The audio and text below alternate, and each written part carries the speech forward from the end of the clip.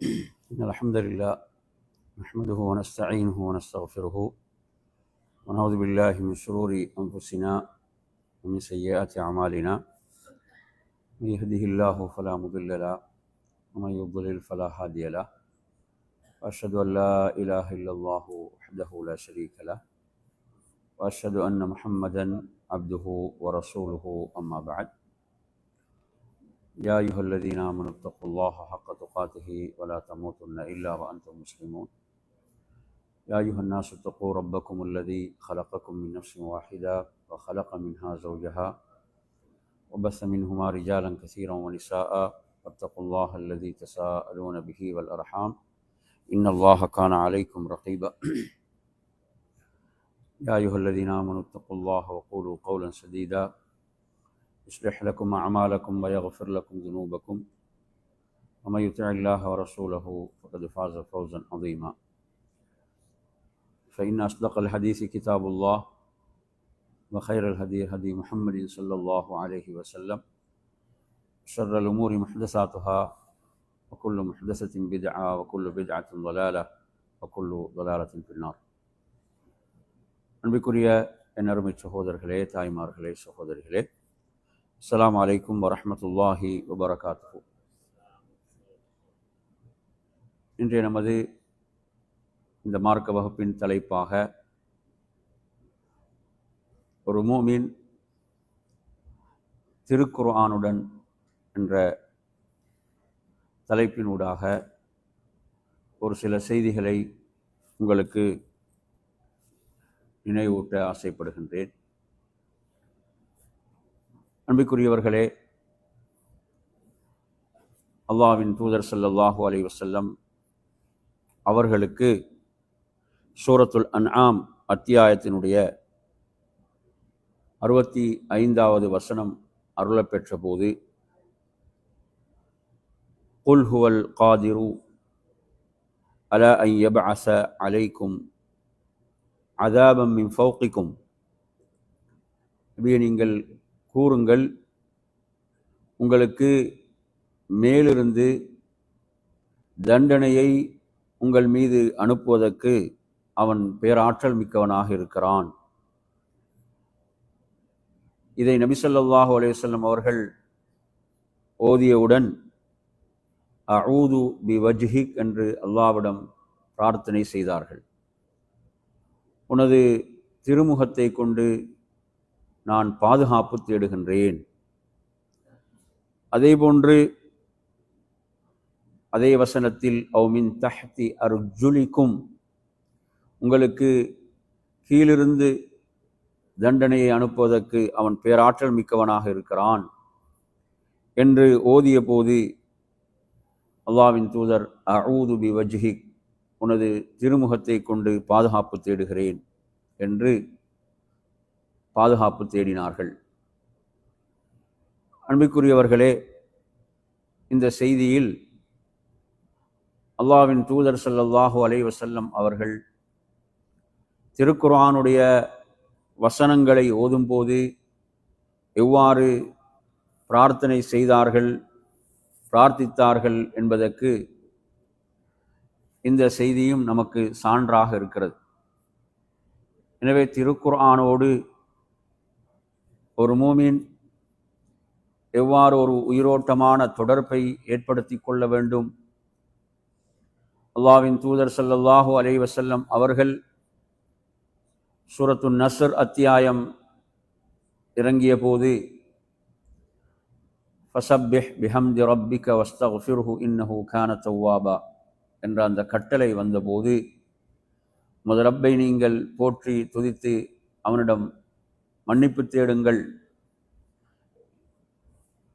அல்லாஹ்வின் தூதர் ஸல்லல்லாஹு அலைஹி வஸல்லம் அவர்கள் ருக்கூவிலும் சுஜூதிலும் அதிகமாக சுப்ஹானக அல்லாஹும்ம ரப்பனா வ பிஹம்திக அல்லாஹும்ம ஃபிர்லி என்பதை பிரார்த்தித்துக் கொண்டே இருந்தார்கள். அல்லாஹுவை போற்றி துதித்து அல்லாஹ்விடம் மன்னிப்பை பிரார்த்தித்தவர்களாக இருந்தார்கள்.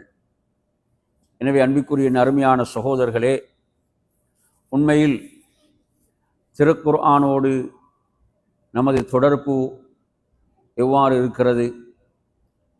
நாம் ஒவ்வொருவரும் நம்மிடம் கேட்க வேண்டிய ஒரு கேள்விதான், உண்மையில் நாம் அல் குர்ஆனை நேசிக்கின்றோமா?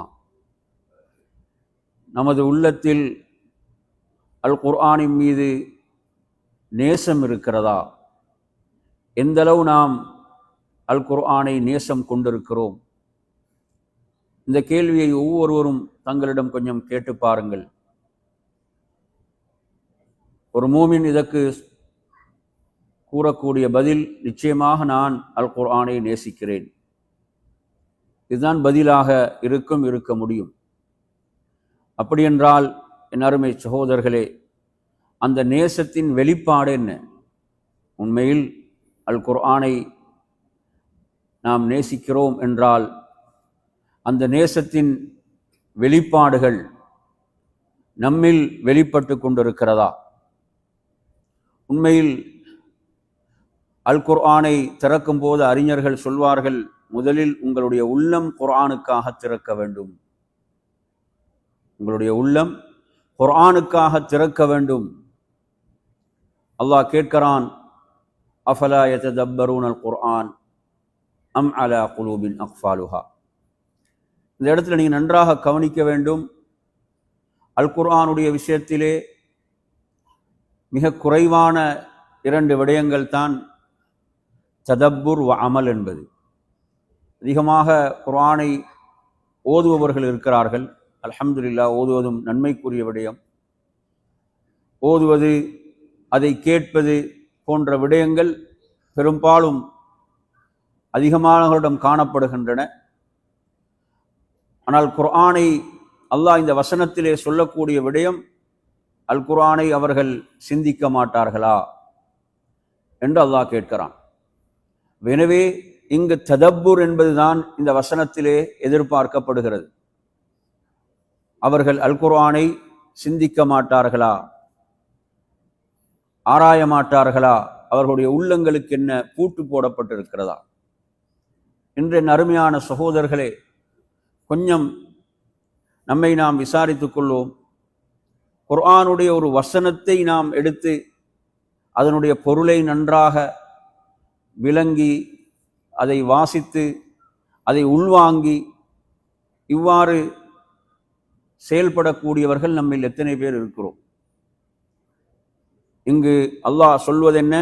உள்ளம் திறக்க வேண்டுமாக இருந்தால் ததப்புர், குர்ஆனை நீங்கள் விளங்க வேண்டும், அதில் உள்ள செய்திகளை நீங்கள் ஆராய வேண்டும். நறுமையான சகோதரர்களே, எனவே குர்ஆனை நாம் திறக்கின்றோம். திறக்கின்ற போதே என்ன சிந்தனை? அவசரமாக ஓதிவிட்டு மூடிவிட வேண்டும். அதை திறக்கின்ற போதே பல உலக சிந்தனைகளும் சேர்ந்து வருகின்றன. அடுத்தடுத்து வேலைகள் நினைவுக்கு வந்து கொண்டிருக்கின்றன. அவசரமாக ஓதிவிட்டு அதை மூடி வைத்து விட வேண்டும் என்ற ஒரு நிலை. என் அருமை சகோதரர்களே, குர்ஆனுக்குள் நாம் எந்த நிலையில் நுழைகின்றோமோ அதே நிலையில் குர்ஆனிலிருந்து திரும்பி வெளியே வரக்கூடாது. அப்படிதானே? குர்ஆனுக்குள் நாம் எந்த நிலையில் நுழைகின்றோமோ அதே நிலையில் தான் குர்ஆனிலிருந்து வெளியே வருகிறோம் என்றால், எந்த மாற்றமும் நம்மில் நிகழவில்லை என்றால் அது எவ்வளவு பெரிய கை சேதம். இப்போ நினைச்சு பாருங்க. இப்போ குர்ஆனை திறக்கிறோம், திறந்து ஓதுகிறோம், ஓதிவிட்டு மூடி வைக்கிறோம். நமது எந்த நிலையில் நாம் உள்ளே நுழைந்தோமோ அதே நிலையில் தான் வெளியே வருகிறோம் என்றால், நமது ஈமானில் எந்த கூடுதலும் நிகழவில்லை என்றால், நம்மில் எந்த ஒரு மாற்றமும் நிகழவில்லை என்றால் அது எவ்வளவு பெரிய கவலை, கை சேதம். உண்மையில் நாம் இன்று உலகத்தில் எதற்கெல்லாம் கவலைப்படுகிறோம். அந்த துறையை படிக்க முடியவில்லை, இதை படிக்க முடியவில்லை, இதை கற்றிருந்தால் இன்னும் கொஞ்சம் மேலே சென்றிருக்கலாம், இன்னும் கொஞ்சம் சம்பளத்தை அதிகப்படுத்தி இருக்கலாம் என்றெல்லாம் கவலைப்படக்கூடியவர்கள். அதாவது குர்ஆன், அதை நான் திறக்கிறேன், அதை ஓதுகிறேன், அது என்னில் எந்த ஒரு மாற்றத்தையும் ஏற்படுத்தாத நிலையில் நான் அதை மூடி வைத்து விட்டு வருகிறேன் என்றால் இது எவ்வளவு பெரிய கவலை. எனவே நறுமையான சகோதரர்களே, குர்ஆனுடைய வசனங்கள், அதை நாம் உயிரோட்டமாக அணுக வேண்டும். அல்லாஹு தஆலா சொல்கிறான், இன்ன ஃபீ ذلك لذكرى لمن كان له قلب او القى السمع وهو شهيد. இது யாருக்கு உபதேசம் என்று அல்லாஹு தஆலா சொல்கிறான்? இது யாருக்கு உபதேசம் என்றால் யாருக்கு உள்ளம் இருக்கிறதோ. அல்லாஹு தஆலா அனைவருக்கும் உள்ளத்தை படைத்திருக்கிறான். ஆனால் இந்த வசனம் சொல்லக்கூடிய உள்ளம் என்பது எப்படிப்பட்ட உள்ளம் என்றால், அந்த உள்ளம் உண்மையில் குர்ஆனுக்காக அசைந்து கொடுக்கக்கூடிய, குர்ஆனுக்காக செவிசாய்க்கக்கூடிய, குர்ஆனுடைய உபதேசங்களை உள்வாங்கக்கூடிய நறுமை சகோதரே, அல்லாஹு தஆலா வேதக்காரர்களை பற்றி சொல்கிறான். வேதக்காரர்கள் அவர்கள் வைதா சமிஉ மா உன்சில இலர் ரசூல் தரா அயுனஹும் தஃபீது மினத் தம் மிம்மா அரஃபு மினல் ஹக் யகூலூன ரப்பனா ஆமன்னா ஃபக்துப்னா மஅஷ் ஷாஹிதீன். வேதக்காரர்கள் இந்த குர்ஆனை செவியேற்கின்ற போது, தூதருக்கு அருளப்பெற்றதை அவர்கள் செவியேற்கின்ற போது அவர்களுடைய கண்களிலிருந்து கண்ணீர் வெளிப்படுவதை நபியை நீங்கள் பார்ப்பீர்கள். அந்த அளவு அவர்களுடைய உள்ளங்களை என்ன செய்கிறது? அது மாற்றுகிறது.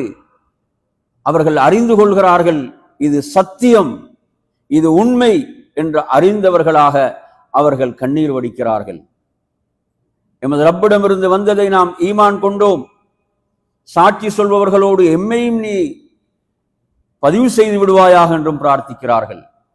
இப்படியான மாற்றத்தை என் அருமை சகோதரர்களே குர்ஆன் ஏற்படுத்துகிறது. அபூபக்கர் சித்திக் ரலியல்லாஹு அன்ஹு அவர்கள் மக்காவிலிருந்து ஹிஜ்ரத் செய்து செல்வதற்கு காரணமாக முதல் ஹிஜ்ரத் ஹபஷாவுக்கு செல்கிறார்கள். ஹபஷாவை நோக்கி புறப்பட்டு செல்கிறார்கள். இதுக்கு காரணமாக அமைந்த அந்த வரலாறு என்னென்று பார்த்தீங்கன்னா, அவர்கள் தனது வீட்டில் மேல் பகுதியில் என்ன செய்வார்கள்? அவர்கள் இரவில் தொழுவார்கள். தொழும்போது சப்தமாக குர்ஆனை ஓதுவார்கள். அவர்களால் அழுகையை அடக்கிக் கொள்ள முடியாத அழுவார்கள்.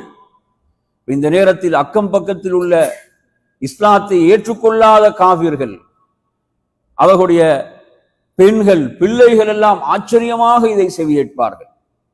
அவர்கள் ஓதக்கூடிய குர்ஆனை ஆச்சரியத்தோடு செவியேற்பார்கள். இது காஃபிர்களுடைய உள்ளங்களிலே அச்சத்தை ஏற்படுத்தியது.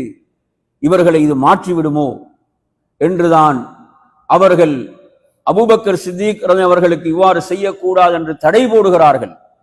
இப்படி குர்ஆனின் அருமை சகோதரர்களே அவர்களுடைய அந்த உள்ளங்களில் ஒரு மாற்றத்தை உருவாக்கக்கூடியதாக இருந்ததென்றால், நாம் குர்ஆனுக்குள் செல்கிறோம், திரும்பி வருகிறோம், அதிலிருந்து வெளியே எந்த ஒரு மாற்றமும் ஏற்படவில்லை என்றால், நமது ஈமானில் எந்த ஒரு கூடுதலும் ஏற்படவில்லை என்றால் எவ்வளவு ஒரு கவலையான நிலை.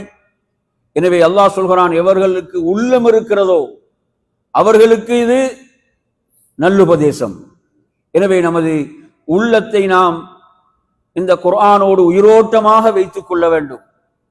ஏதோ செத்த பிணங்களாக அதற்குள் சென்று வருவதல்ல, வெறும் ஜடங்களாக சென்று வருவதல்ல, ஒரு உயிரோட்டம் உள்ள ஒரு நிலையை நாம் உருவாக்கி கொள்ள வேண்டும்.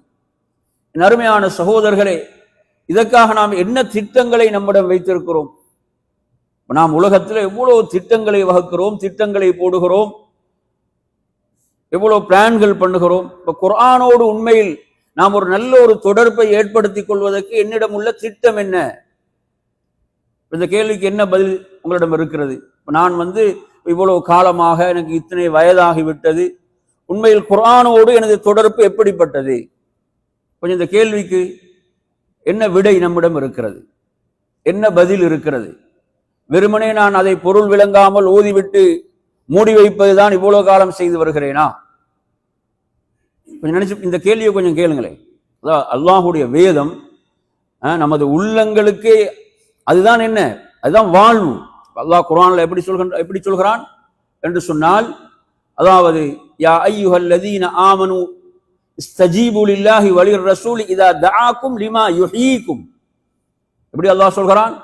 மூமின்களே, நீங்கள் அல்லாஹ்வுக்கும் அவனது தூதருக்கும் பதிலளியுங்கள். எதற்காக அழைக்கும் போது? லிமா யுஹீக்கும், உங்களுடைய வாழ்வு, அது உங்களுடைய வாழ்வுக்காக அழைப்பு வருகிறது, உங்களுடைய வாழ்வுக்கான அழைப்பு. இப்ப வாழ்வுக்கான அழைப்பு என்று சொல்கின்ற போது அருமை சகோதரர்களே, அந்த அழைப்புக்கு நாம் பதில் கொடுக்க வேண்டும். அந்த அழைப்பு அல்லாஹுடைய வேதமாக இருக்கிறது, அல்லாஹுடைய தூதருடைய வார்த்தைகளாக இருக்கின்றன. எனவே அன்பிற்குரிய அருமையான சகோதரர்களே, உண்மையில் குர்ஆனோடு உள்ள எனது தொடர்பு உண்மையில் மகிழ்ச்சி அளிக்கிறதா? கொஞ்சம் உங்களோட உள்ளத்தொட்டு கேளுங்க. நாங்கள் குர்ஆனை நேசிக்கிறோம் என்று பதில் சொல்லிவிட்டு கடந்து செல்ல முடியுமா? உண்மையில் குர்ஆனோடு உள்ள எனது தொடர்பு எனக்கு உண்மையில் மகிழ்ச்சி அளிக்கிறது, எனக்கு திருப்தி அளிக்கிறது என்று சொல்ல முடியுமா? அந்த நிலையில் தான் நாம் இருக்கிறோமா? இப்ப ரமலான் முடிந்து விட்டது. ஷவ்வால், துல்கஅதா, துல்ஹஜ், முஹர்ரம் 4 மாதங்கள் முடிந்து சஃபருக்கும் வந்து விட்டோம்.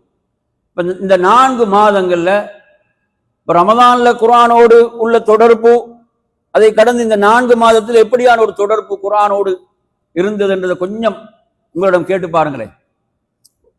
ஒவ்வொருவரும் தன்னிடம் கொஞ்சம் கேட்டுக்கொள்ளுங்களேன். இந்த 4 மாதங்கள் இப்ப ரமலான் முடிந்து கடந்து விட்டது. குர்ஆனோடு என்ன தொடர்பு? ஒரு முறையாவது இதை நான் ஓதி முடித்திருக்கிறேனா? எனவே அருமையான சகோதரர்களே, உண்மையில் நம்மை நாம் பரிசீலிக்க வேண்டிய முக்கியமான ஒரு இடம் இது. குர்ஆனோடுள்ள எனது இந்த தொடர்பு, நாம் எவ்வளவு நேரம் குர்ஆனுக்காக கொடுக்கின்றோம்? ஒரு நாளில் நாம் குர்ஆனுக்காக கொடுக்கக்கூடிய நேரம் எவ்வளவு? கொஞ்சம் இந்த கேள்வி உங்கள்ட்ட கேளுங்களேன். ஒவ்வொருவரும் தன்னிடம் தன்னுடைய நிலையை அறிந்தவர்களாக இருக்கிறோம்.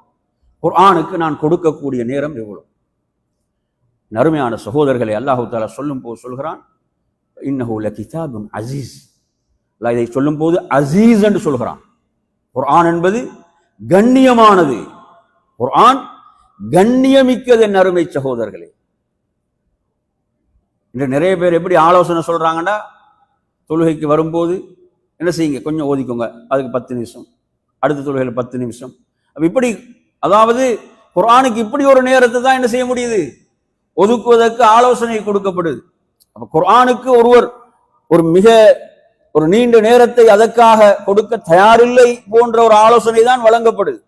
அப்படி ஒரு பலவீனமான ஒரு நிலையில் இருக்கிறோம், ஒரு பலவீனமான ஒரு சூழலில் இருக்கிறோம். குர்ஆன் என்பது அல்லாஹ் சொல்கிறான் அசீஸ் என்று சொல்கிறான். அசீஸ் என்ற என்ன? கண்ணியமிக்கது. நாம் எவ்வளவு நம்மை அதற்கு கொடுப்போமோ அவ்வளவு அது நமக்கு தரும். இப்ப நாம் குர்ஆனுக்கு நமது உள்ளத்தை கொடுக்க தயார் இல்லைண்டா, வெறுமனே ஓதிவிட்டு கடந்து செல்கிறோம் என்றால், என் அருமை சகோதரர்களே, அவ்வளவுதான். நாம் என்ன செய்கிறோம்? எடுக்கிறோம் குர்ஆன் எடுத்து என்ன செய்கிறோம்? குர்ஆனை எடுத்து ஒரு வசனத்தை ஓதுகிறோம். அந்த வசனம் சொல்லக்கூடிய செய்தி என்ன? அந்த வசனம் சொல்லக்கூடிய செய்தியை என்ன செய்கிறோம்? வாசிக்கிறோம், திரும்ப வாசிக்கிறோம், திரும்ப வாசிக்கிறோம். அதிலிருந்து சில செய்திகளை குறிப்பெடுத்துக் கொள்கிறோம், இப்படி எத்தனை பேர் குர்ஆனோடு செயல்படுகிறோம்? நினைச்சு பாருங்க. அதாவது இந்த குர்ஆனுக்கு இப்படி ஒருவர் நேரத்தை கொடுக்க தயாரில்லை என்றால் உண்மையில் நாம் துர்ப்பாக்கியவான்கள், நாம் உண்மையிலேயே துர்ப்பாக்கியவான்கள். அல்லாஹ்வுடைய தூதர் ஸல்லல்லாஹு அலைஹி சொல்லும் போது ஹதீஸ் எப்படி சொன்னா, தஆஹதுன்னு ஒரு வார்த்தையை சொல்றான். தஆஹது என்ன? குர்ஆனோடு உங்களுடைய தொடர்பு மிக நெருக்கமாக இருக்க வேண்டும். ஏனென்றால், அதாவது ஒரு ஒட்டகம் அவிழ்த்து விடப்படுகின்ற போது அது எவ்வளவு வேகமாக தவறிவிடுமோ அதுபோன்றுதான் குர்ஆன் உங்களுடைய உள்ளங்களை விட்டு வேகமாக தவறிவிடும். ஏன்னா அது கண்ணியமானது, உயர்வானது. அதற்குரிய அந்தஸ்து உங்களுடைய உள்ளத்தில் இல்லை என்றால், அதற்குரிய கண்ணியம் உங்களுடைய உள்ளத்தில் அதற்கு இல்லை என்றால், அது வேகமாக தவறிவிடும். உண்மையில் அதற்குரிய கண்ணியத்தை நாம் கொடுக்கின்றோமா? கண்ணியம் என்று எடுத்து இப்படி தொட்டு கொஞ்சம் மூடி வைக்கிறது அல்ல. கண்ணியம் என்று சொன்னால் அது அல்லாஹ்வுடைய கலாம், அல்லாஹ்வுடைய வார்த்தைகள். அந்த வார்த்தைகளுக்கு எவ்வளவு நாம் கட்டுப்படுகின்றோம், அதை செயல்படுத்துகிறோம். என் அருமையான சகோதரர்களே, எனவே குர்ஆனின் மீது உள்ள நேசம், முஹப்பத் என்பது அது போலியானதாக இல்லாமல் உயிரோட்டம் உள்ளதாக இருக்க வேண்டும். நாம் எவ்வளவு நேரம் ஒரு நாளில் குர்ஆனுக்கு கொடுக்கின்றோம்? இந்த கேள்விக்கு உங்களோட பதில் இருக்குதா? ஒவ்வொருவரும் தன்னிடம் என்ன செய்யுங்க, இந்த கேள்வியை கேளுங்க, பதில சொல்லுங்க. நீங்களே பதில ஒவ்வொருவரும் தன்னை பற்றி அறிந்திருக்கிறோம், குர்ஆனோடு எனது தொடர்பு எப்படி இருக்கிறது. அடுத்த நறுமையான சகோதரர்களே, உண்மையில் நாம் குர்ஆனை நேசிக்கிறோம்னா அதுக்குரிய அடையாளங்கள் நான் உங்களுக்கு சொல்கிறேன். முதல் அடையாளம் என்ன? குர்ஆனுக்காக உள்ளம் திறக்க வேண்டும், குர்ஆனோடு உள்ள தொடர்பு, குர்ஆனை திறக்கும் போது உள்ளத்தில் ஒரு மகிழ்ச்சி, சந்தோஷம். அல்லாஹ் சொல்வது போன்ற எப்படி, குல் பிஃபத்லில்லாஹி வ பிரஹ்மதிஹி ஃபபிதாலிக ஃபல்யஃப்ரஹு, இதை கொண்டு மகிழ்ச்சி அடையுங்கள், சந்தோஷப்படுங்கள். உண்மையான மகிழ்ச்சி, சந்தோஷம். ஒரு மூமின் குர்ஆனை திறக்கிறான், உண்மையில் அது அல்லாஹ்வுடைய மிகப்பெரிய அருள். அந்த அருள் இல்லை என்றால் அதை திறக்க முடியாது. அல்லாஹ் சொல்வது போன்று லா யமஸ்ஸுஹு இல்லல் முத்தஹரூன். இந்த வசனத்துக்கு பல விளக்கங்கள் இருந்தாலும் லா யமஸ்ஸுஹு இல்லல் முத்தஹரூன், பரிசுத்தவான்களை தவிர இதை தொடமாட்டார்கள் என்றால் அதை உங்களுக்கு தொட கிடைப்பது என்னதான், பாக்கியம்தான். தன்சீலும் மிர் ரப்பில் ஆலமீன், அகிலங்களுடைய ரப்பிடமிருந்து அருள பெற்றது. நறுமையான சகோதரர்களே, எனவே அதை திறக்கும் போது உள்ளத்துக்கு ஒரு மகிழ்ச்சி, ஒரு சந்தோஷம். அடுத்து என்ன, அதோடு கழிக்கக்கூடிய நேரம் உங்களுக்கு மிக இன்பமானதாக இருக்க வேண்டும். அதோடு நீங்கள் கழிக்கக்கூடிய நேரம் உங்களுக்கு மிக்க மகிழ்ச்சி அளிப்பதாக இருக்க வேண்டும், மிக இன்பம் அளிப்பதாக இருக்க வேண்டும். அருமையான சகோதரர்களே, அடுத்து என்ன, நீங்கள் மூடி வைத்து விட்டாலும் உங்களது உள்ளம் குர்ஆனோடு தொடர்புடையதாக இருக்க வேண்டும். நீங்கள் மூடி வைத்து விட்டீர்கள், ஆனால் உங்களோட உள்ளம் குர்ஆனோடு தொடர்புடையதாக இருக்கிறது. எப்படி, மறுபடியும் எப்போது திறப்பேன், மறுபடியும் எப்போது ஓதுவேன். உங்களோட உள்ளம் குர்ஆனோடு தொடர்புடையதாக இருக்க வேண்டும். ஆனா இன்று என்ன நிலை, நிலை, குர்ஆனை திறந்தாலும் நான் ஓதுது, உள்ளம் எங்க கிடையாது, உள்ளம் குர்ஆனில் இல்லை. உள்ளம் எங்கெங்கோ சுத்தி கொண்டிருக்கிறது, உள்ளம் எங்கெங்கோ உலக விடயங்களை எல்லாம் சுற்றி கொண்டிருக்கிறது. நான் ஓதுகிறது, ஆனால் உள்ளம் குர்ஆனில் இல்லை. ஆனால் உண்மையாக குர்ஆனை நேசிப்பவர் எப்படி, அவரது உள்ளம் குர்ஆனோடு இருக்கும், உள்ளம் குர்ஆனோடு இருக்கும். எப்போது மறுபடியும் திறப்பேன். எனவே நறுமையான சகோதரர்களே, இவைகள் எல்லாம் ஒருவர் குர்ஆனை நேசிக்கிறார் என்பதற்கான அடையாளங்கள்.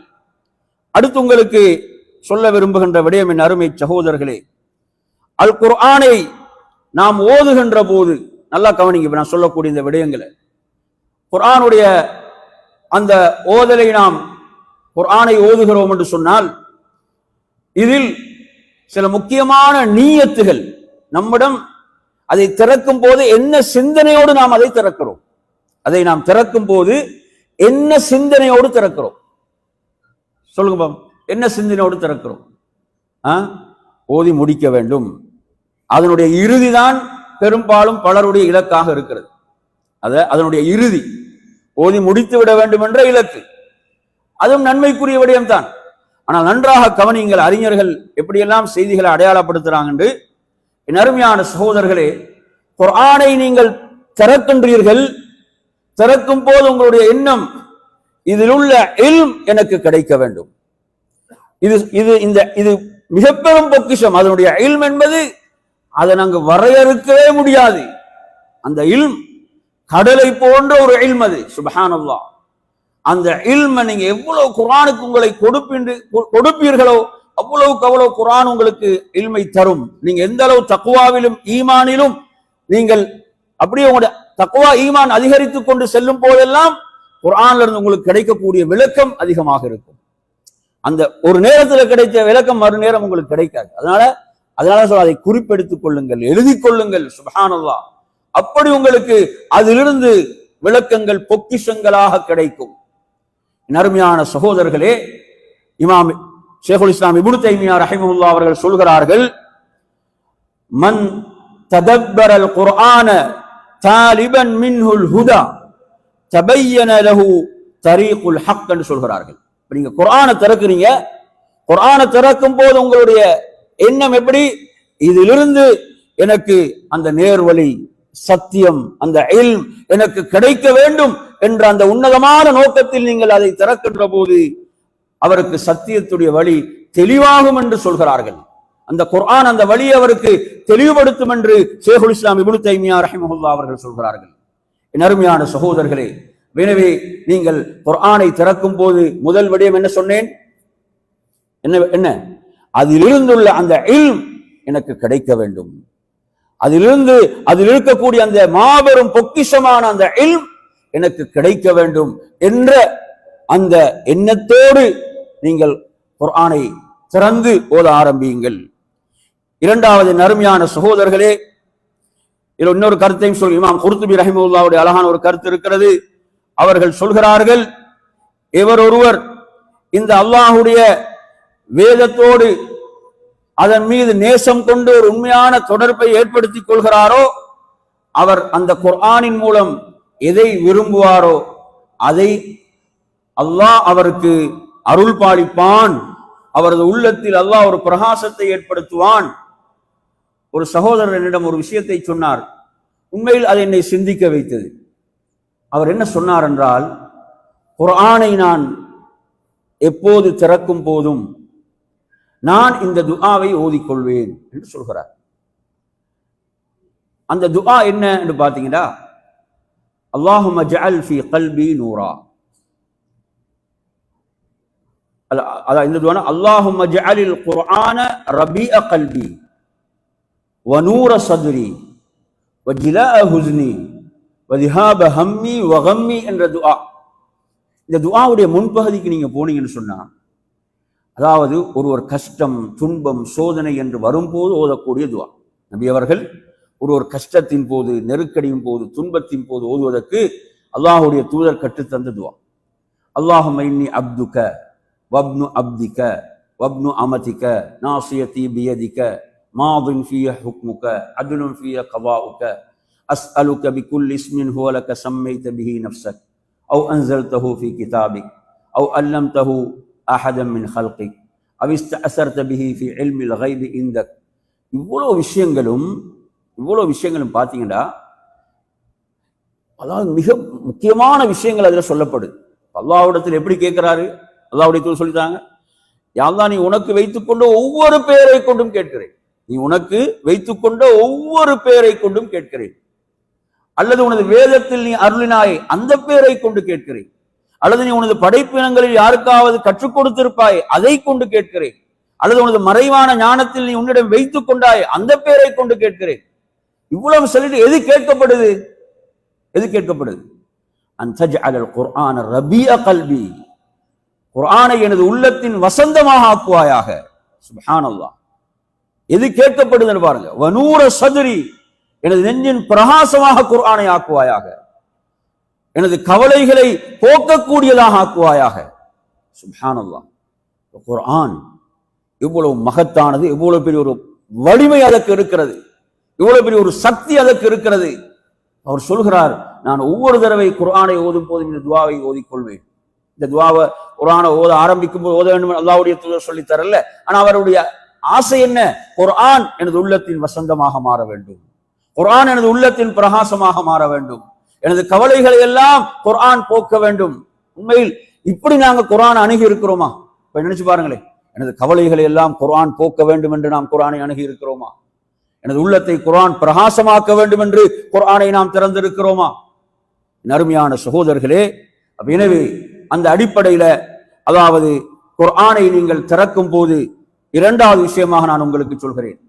அதாவது முதல் விடயம் என்ன சொன்னேன்? சொல்லுங்க. இல்ம். முதல் விடயம் என்ன?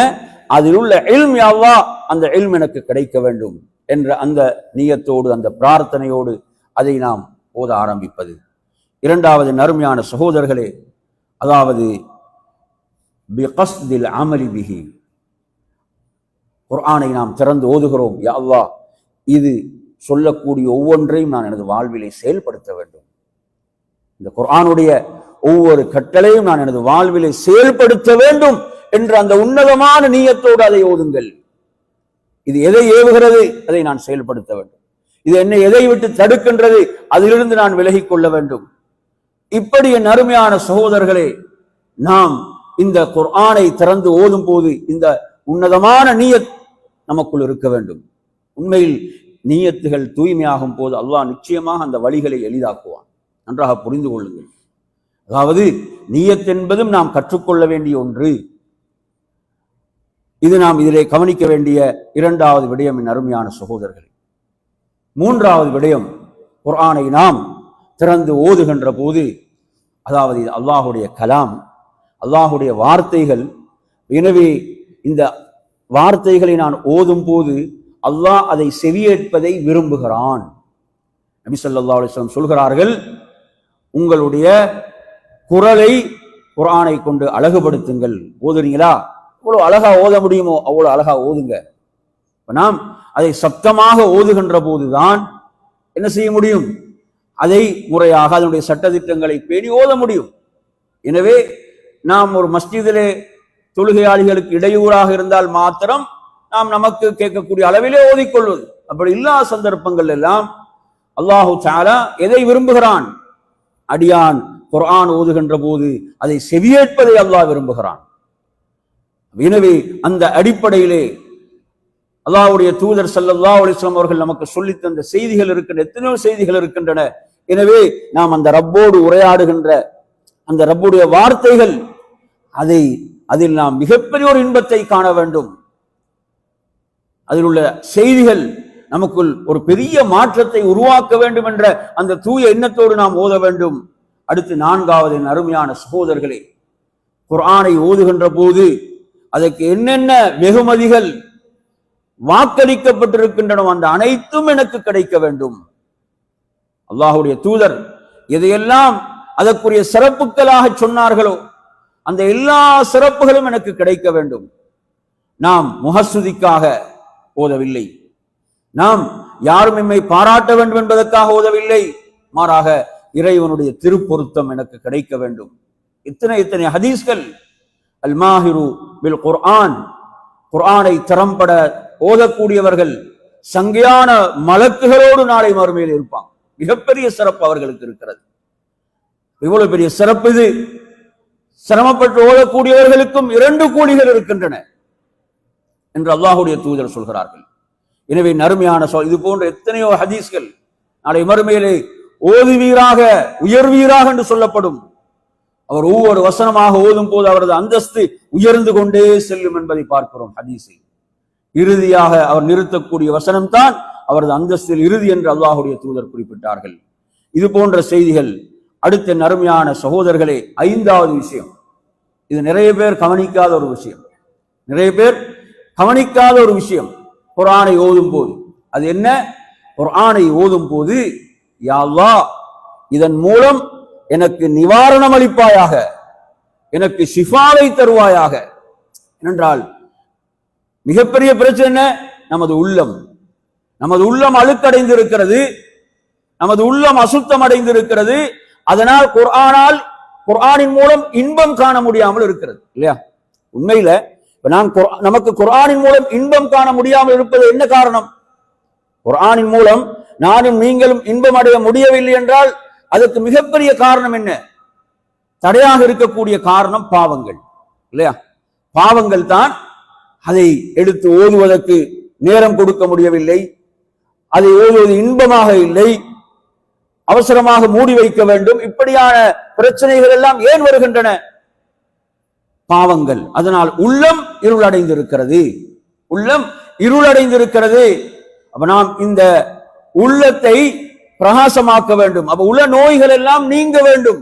குர்ஆனை நாம் திறந்து ஓதுகின்ற போது, யா அல்லாஹ், எனது உள நோய்களுக்கெல்லாம் இதன் மூலம் எனக்கு ஷிஃபாவை தருவாயாக, எனது உள நோய்களுக்கு, எனது உடல் நோய்களுக்கு இதன் மூலம் எனக்கு ஷிஃபா, நிவாரணம் அளிப்பாயாக என்று நாம் என்ன செய்வது? அதை திறந்து ஓதுவது. அப்படி நாங்கள் ஓதி இருக்கிறோமா? கொஞ்சம் நினைச்சு பாருங்க. நாங்கள் எப்படி நினைச்சுக்கிறோம்? அது தனியா நோய் வந்து அந்த சூறாவை தனியாக ஓதுற ஒரு அமைப்பு நாம் விளங்கி இருக்கிறோம். அப்படி அல்ல. நாம் குர்ஆனை ஷிஃபா, அப்படிதானே? ஷிஃபா உல்லிமா ஃபி சுதூர், உள்ளங்களில் உள்ளவைகளுக்கு நிவாரணி குர்ஆன். நாம் குர்ஆனை ஓதுகின்ற போது, யா அல்லாஹ், இது எனது உள நோய்களுக்கு இதை நிவாரணியாக எனக்கு ஆக்கி வைப்பாயாக, எனது உடல் நோய்களுக்கும் இதை நிவாரணியாக ஆக்கி வைப்பாயாக. இப்படி இந்த நீயத்தோடு நாம் என்ன செய்வது? இதை ஓத வேண்டும். எனவே நறுமையான சகோதரர்களே, இந்த அடிப்படையில நாம் குர்ஆனை ஓதுகின்ற போது நாம் ஒரு நாளைக்கு எத்தனை பக்கங்கள் ஓதுகிறோம், எவ்வளவு ஓதுகிறோம், குர்ஆனோடு எனது தொடர்பு என்ன? இங்க இருக்கக்கூடிய சகோதரர்கள், இப்ப நாம் தமிழ் மொழிபெயர்ப்பு, தமிழாக்கம் நம்மிடம் இல்லை என்றாலும் மாஷா அல்லாஹ் மொபைல்கள் என்னது, அந்த வசதிகள் எல்லாம் வந்து விட்டன. அல்லாஹ்வுடைய மிகப்பெரிய அருளால நமக்கு என்ன செய்து விட்டது? ஓத முடியும். அதை விளங்க முடியும். அதற்கான வசதி வாய்ப்புகள் எல்லாம் இன்று வந்துவிட்டன. ஆனால் எத்தனை பேர் அதை பயன்படுத்துகிறோம் என்பதுதான் கேள்வி. அதை எத்தனை பேர் பயன்படுத்துகிறோம்? இப்ப குர்ஆனை நாங்க எடுத்து ஓதுகின்ற போது இப்ப நாம் குறிப்பிட்ட ஒரு சூறாவை எடுத்துக்கொள்றது, ஒரு குறிப்பிட்ட ஒரு அத்தியாயத்தை எடுத்துக்கொள்வது, ஒரு குறிப்பிட்ட அத்தியாயத்தை எடுத்துக்கொண்டு அந்த அத்தியாயம் என்ன செய்திகளை சொல்கின்றன என்பதை நாம் குறிப்பெடுத்துக் கொள்ளலாம். குர்ஆன் சில சாரார்களை பற்றி பேசும். யூதர்கள் என்றால் யூதர்களை பற்றி என்னவெல்லாம் குர்ஆன் சொல்கிறது நாம் குறிப்பெடுத்துக் கொள்ள முடியும். கிறிஸ்துவர்கள், அவர்களை பற்றி குர்ஆன் என்னவெல்லாம் சொல்கிறது நமக்கு விளங்கக்கூடிய அமைப்பில் குறிப்பெடுத்துக் கொள்ள முடியும். நயவஞ்சகர்கள், முனாஃபிக்குகள், அவர்களை பற்றி குர்ஆன் என்னவெல்லாம் சொல்கிறது குறிப்பெடுத்துக் கொள்ள முடியும். இப்படி ஒரு தொடர்பு நமக்கு குர்ஆனோடு இருக்கிறதா? கொஞ்சம் இந்த கேள்வியை கொஞ்சம் கேளுங்க. இப்ப நாம் எத்தனை வயதில் இருக்கிறோம்? எனது வயது இப்போது எத்தனை? உண்மையில் குர்ஆனோடு இப்படி ஒரு தொடர்பு எனக்கு இல்லை என்றால் அது எவ்வளவு பெரிய ஒரு கை சேதம், எவ்வளவு பெரிய ஒரு நஷ்டம். ஷேகுல் இஸ்லாம் இப்னு தைமியா ரஹிமஹுல்லாஹ் போன்ற அறிஞர்கள், குர்ஆனுக்காகவே தங்களுடைய வாழ்வை கொடுத்தவர்கள், கடைசி நேரத்தில் கவலைப்பட்டார்கள், நாம் குர்ஆனுக்கு நேரத்தை கொடுக்கவில்லை என்று கவலைப்பட்டார்கள். குர்ஆனுக்கு நாம் இன்னும் நேரத்தை கொடுத்திருக்க வேண்டும் என்று கவலைப்பட்டார்கள். எனவே அருமையான சகோதரர்களே, நாம் இன்று துன்யாவுக்கு பின்னால் ஓடிக்கொண்டிருக்கிறோம். உலகம் உலகம் உலகம் என்று இந்த அற்ப துன்யாவுடைய இவைகளுக்கே நமது நேரங்களை கொடுத்து கொண்டிருக்கிறோம். உண்மையில் குர்ஆனுக்கு நாம் கொடுத்த நேரம் எவ்வளவு? எனவே நறுமை இதை நாம் புதுப்பிக்க வேண்டும். இந்த தலைப்பை நாம் ஏன் பேசுகிறோம் என்றால், நாம் ஒவ்வொருவரும் நமது குர்ஆனோடு உள்ள தொடர்பை நாம் மீள் பரிசீலனை செய்து என்ன செய்ய வேண்டும்? ஒரு நெருக்கமான ஒரு இறுக்கமான ஒரு தொடர்பை நாம் உருவாக்கி கொள்ள வேண்டும். நம்மை வழிகேட்டிலிருந்து தடுக்கக்கூடியது, நம்மை வலாலத்திலிருந்து பாதுகாக்கக்கூடியது இந்த குர்ஆன். எனவே நறுமையான சகோதரர்களே, அல்லாஹு தஆலா அல் குர்ஆனிலே என்ன கேட்கிறான்? அலம் யஅனி லில்லதீன ஆமனு அன் தஹ்ஷஅ குலூபுஹும் லிதிக்ரில்லாஹ் வமா நஸல மினல் ஹக் என்று அல்லாஹு தஆலா கேட்கிறான். என்ன? அல்லாஹ்வை திக்ர் செய்வதற்கு, அல்லாஹ்விடமிருந்து அருளப்பட்ட இந்த சத்தியம் இருக்கிறதே, இறங்கிய இந்த சத்தியம், இதை பற்றி எண்ணி பார்ப்பதற்கு, அஞ்சுவதற்கு அவனுடைய உள்ளங்களுக்கு நேரம் வரவில்லையான்னு அல்லாஹு தஆலா கேட்கிறான். நேரம் வரவில்லையா? நறுமையான சகோதரர்களே, இதற்கு என்ன பதில்? நாம் சொல்ல வேண்டிய பதில் என்ன? நமக்கு நேரம் வந்துவிட்டது. நாம் என்ன செய்வோம்? குர்ஆனின் மூலம் நமது உள்ளங்களை உயிர்ப்பிப்போம். குர்ஆனின் மூலம் நமது உள்ளங்களை உயிர்ப்பிப்போம். நமது உள்ளங்கள் பிரகாசம் அடைவது இந்த குர்ஆனின் மூலம். எனவே நறுமையான சகோதரர்களே, அந்த அடிப்படையில் இந்த தலைப்பில் நான் இதுவரை சொன்ன இந்த செய்திகள், இந்த விடயங்கள், உண்மையில் நாம் ஒரு உயிரோட்டமான ஒரு தொடர்பை நாம் குர்ஆனோடு ஏற்படுத்தி கொள்ள வேண்டும் என்பதற்காக சொல்லப்பட்ட செய்திகள். எனவே இதில் நாம் ஒவ்வொருவரும் என்ன செய்ய வேண்டும்? ஒரு மிகப்பெரிய ஒரு உறுதியை நாம் எடுத்துக்கொள்ள வேண்டும். மிகப்பெரிய ஒரு உறுதியை நாம் எடுத்துக்கொள்ள வேண்டும். அதாவது நான் இதிலே 5 விடயங்களை உங்களுக்கு சொன்னேன். அந்த 5 விடயங்கள் மறுபடியும் நாம் ஒரு முறை மீட்டிக்கொள்வோம். அந்த 5 விடயங்கள்ல முதலாவது விடயம் என்ன? முதலாவது விடயம் அல் இல்ம். என்ன? அல் இல்ம். அதாவது நாம் குர்ஆனை திறக்கிறோம் ஓதுவதற்காக. அப்படி திறக்கின்ற போது இந்த குர்ஆன் சுமந்திருக்கக்கூடிய அந்த இல்ம் எனக்கு கிடைக்க வேண்டும் என்ற அந்த உன்னதமான பிரார்த்தனையோடு நாம் அதை ஓதுவது. நாம் அந்த பிரார்த்தனையோடு மாத்திரம் நின்று விடாமல் அந்த இல்மை பெற வேண்டும் என்றால் நாம் என்ன செய்ய வேண்டும்? நமக்கு விளங்கிய மொழியில் நாம் அதை படிக்க வேண்டும். நமக்கு அரபு மொழி, அந்த வார்த்தைகள் நமக்கு அனைத்தும் என்னது பரிச்சயமாக இல்லை. அதே போன்று திரும்ப திரும்ப வரக்கூடிய அந்த வார்த்தைகளை நாம் கொஞ்சம் மனனமிட்டுக் கொள்ள வேண்டும். குர்ஆன்ல பார்த்தீங்கன்னா சில வார்த்தைகள் அதிகமாக வரும். அது போன்ற வார்த்தைகளை, அது என்ன பொருளை கொண்டிருக்கிறது என்பதை நாம் என்ன செய்வது? நாம் உள்வாங்கி அதனுடைய பொருளை நாம் மனனமிட்டுக் கொள்வது, அதை விளங்குவதற்கு நமக்கு உதவியாக இருக்கும். திரும்ப திரும்ப வரக்கூடிய வார்த்தைகள். நீங்க பார்த்தீங்கன்னா தமிழில் குர்ஆன் என்ற அந்த வெப்சைட்டுக்கு போனீங்கன்னா, அந்த இணையதளத்துக்கு போனீங்கன்னா, அதில் அந்த ஒரு தனியான ஒரு பகுதி இருக்கும். குர்ஆனில் அதிகமாக இடம்பெறும் வார்த்தைகள் எல்லாம் எளிதுபடுத்தப்பட்டிருக்கிறது. எல்லாம் நமக்கு என்ன செய்யப்பட்டிருக்குது? எளிதுபடுத்தப்பட்டிருக்கிறது. குர்ஆனில் அதிகமாக இடம்பெறும் வார்த்தைகள் அதை எடுத்து நீங்க கொஞ்சம் படிச்சீங்கன்னா இந்த வார்த்தைகள் எல்லாம் திரும்ப திரும்ப அதிகம் இடம்பெறும் வார்த்தைகள். இப்போ நாம் அவைகள் என்ன செய்யலாம், கொஞ்சம் மீட்டிக் கொள்ளலாம், அவைகளை கொஞ்சம் மனனம் விட்டுக் கொள்ளலாம். நறுமையான சோழர், நாம் யாரும் அதாவது நாளை மறுமையில தப்பிக்கவே முடியாது என்கின்ற அளவுக்கு இன்று குர்ஆன் நமக்கு மிக எளிதாக தரப்பட்டிருக்கிறது. அந்த விஷயங்கள் எடுத்து பார்த்தீங்கன்னா அவ்வளவு நமக்கு எளிதாக்கப்பட்டு எளிதாக்கப்பட்டு எளிதாக்கப்பட்டு நமக்கு தரப்பட்டு கொண்டே இருக்கிறது. நறுமை சகோதரர்களே, நாளை மறுமையிலே அல்லாஹ்வுடைய தூதர் ரப்பின் முன்னால் என்ன சொல்வார்கள்? வகால ரசூல் யா ரப்பி இன்ன கௌமி இத்தகது ஹாதல் குர்ஆன மஹ்ஜூரா. இது சாதாரண ஒரு விஷயம் அல்ல, இது ஒரு சாதாரண விஷயம் அல்ல.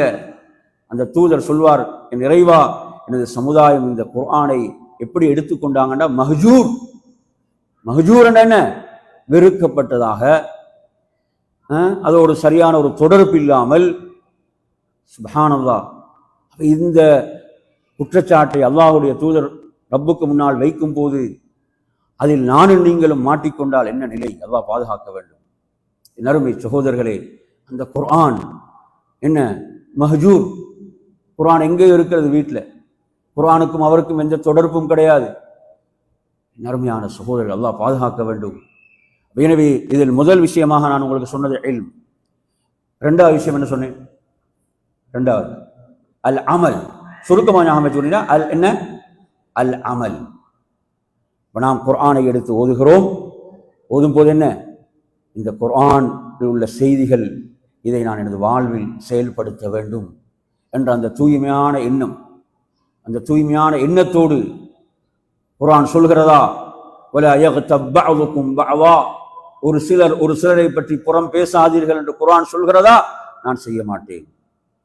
நறுமையான சகோதரர்களே, இப்ப குர்ஆன் அதை நாம் செயல்படுத்தல். இரண்டாவது அல் அமல். மூன்றாவது என்ன? அல் முனாஜாத். என்ன மூன்றாவது? அல் முனாஜாத். முனாஜாத் என்ன? அந்த நாம் ரப்போடு உரையாடுகின்ற அந்த குர்ஆன், அல்லாஹ்வுடைய கலாம், அவனது வார்த்தைகளை நாம் ஓதுகிறோம்.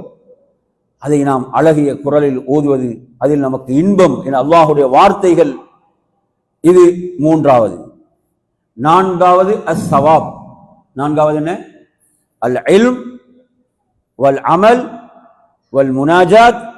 நாலாவது என்ன? அஸ் சவாப். சவாப் என்ன? சொல்லுங்க. கூலி. சவாப். குர்ஆன், அந்த குர்ஆனுக்காக நீங்க கொடுக்கக்கூடிய நேரத்துக்கு உங்களுக்கு மகத்தான கூலி அல்லாஹ்விடம் இருக்கிறது. மகத்தான கூலி இருக்கிறது. எவ்வளவு கொடுக்குறீங்க உங்களோட நேரத்துல? நேரம்டா உங்களோட உள்ளம், உங்களோட சிந்தனை எல்லாம் குர்ஆனுக்கு நீங்க கொடுக்குறீங்க.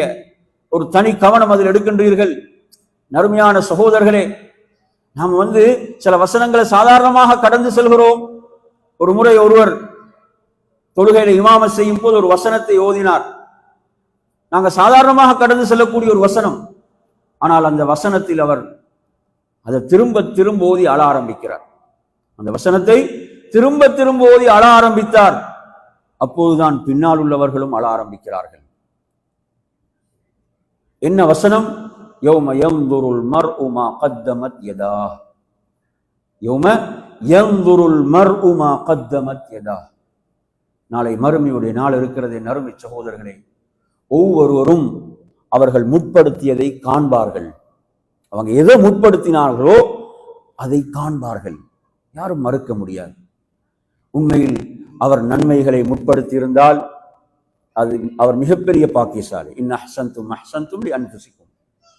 அதே நேரத்தில் அவைகள் பாவங்களாக இருந்தால் என்ன நிலை? என் அருமை சகோதரர்களே, இந்த இப்படியான வசனங்கள் நாம் குர்ஆனை ஓதும் போது நமது உள்ளத்தை ஒரு வசனம் திறக்கிறது என்றால் அதை நாங்கள் வேகமாக கடந்து செல்லக்கூடாது. திரும்ப திரும்ப அந்த வசனத்தை நாம் கொஞ்சம் மீட்ட வேண்டும்.